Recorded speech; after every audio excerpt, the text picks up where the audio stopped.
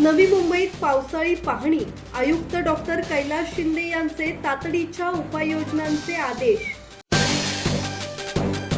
नवी मुंबईतील मुसळधार पाऊस आणि ताशी 60 ते 70 किलोमीटर वेगाच्या वादळी वाऱ्यामुळे अनेक ठिकाणी पाणी साचणे, झाडे कोसळणे आणि वाहतुकीत अडथळे निर्माण झाल्याच्या पार्श्वभूमीवर महापालिका आयुक्त डॉक्टर कैलास शिंदे यांनी दिघा ते बेलापूर परिसराची पाहणी करून तातडीच्या उपाययोजनांचे आदेश दिले।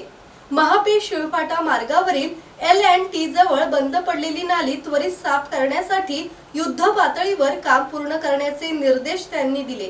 MIDC परिसरातील ड्रेनेज लाईनवरील अतिक्रमण हटवणे, ऐरोली टी जंक्शन येथे पंपांची संख्या वाढवणे, सर्व मॅनहोल सुरक्षित झाकणांनी बंद असल्याची खातरजमा करणे तसेच रस्त्यांवरील खड्डे बुजवणे आणि पडलेल्या झाडांच्या फांद्या तातडीने हटवण्याचे आदेशही देण्यात आले। गवळीदेव वाशीगाव अंडरपास, जुईनगर सानपाडा सबवे, उरणफाटा आणि CBD बेलापूरसह विविध ठिकाणांची पाहणी करून आवश्यक सुधारणा करण्याच्या सूचना देण्यात आल्या।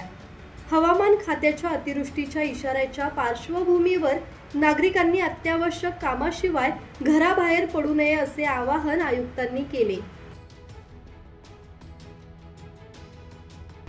एक ऐरोली जंक्शनचं जो टी जंक्शन आहे हे दोन महत्त्वाचे पॉईंट्स होते।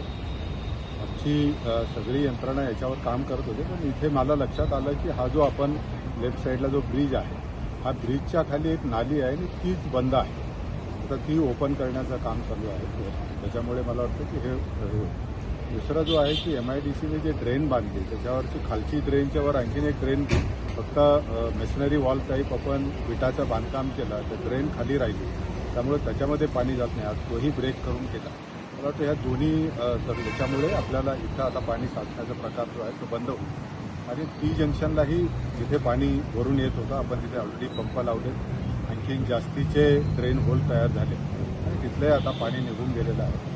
इतरत्र खूप मोठ्या प्रमाणात झाडं पडण्याच्या तक्रारी खूप मोठ्या प्रमाणात आहे, तर त्या सगळ्या 2 दिवसामध्ये पूर्ण 100% झाडांची कटाई करून ते आज जवळजवळ आजच्याच तारखेला वॉरफुटिंगवर पाऊस उघडल्यामुळे आज आपण ते करतो। नागरिकांना आपण सगळ्या नागरिकांनी खूप सहकार्य केलं, मी त्यांचा खरोखर धन्यवाद मानतो। परंतु झाडं पडण्याचं प्रमाण किंवा पावसाबरोबरच हवाई 60 ते 70 ताशी वेगाने वारे पण वाहतात, त्यामुळे पावसामध्ये एकदा झाडाचं वजन वाढलेलं असतं, त्यावेळेस पाऊस येतो, त्यामुळे काही फांद्या पडण्याचे आहे। त्यामुळे मला वाटतं मी आपल्याला सर्वांना विनंती करणार आहे की कृपा करून झाडाच्या खाली त्यावेळेस पाऊस असेल हे असेल तर उभं राहू नका। मनोज भिंगारडे, संवाद मराठी लाईव्ह, नवी मुंबई।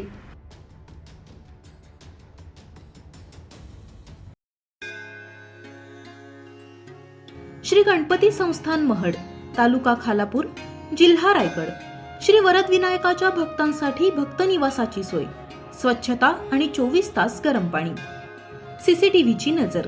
आगाऊ नोंदणीसाठी संपर्क करा 02192 26 69 12 72 76 47 38 54।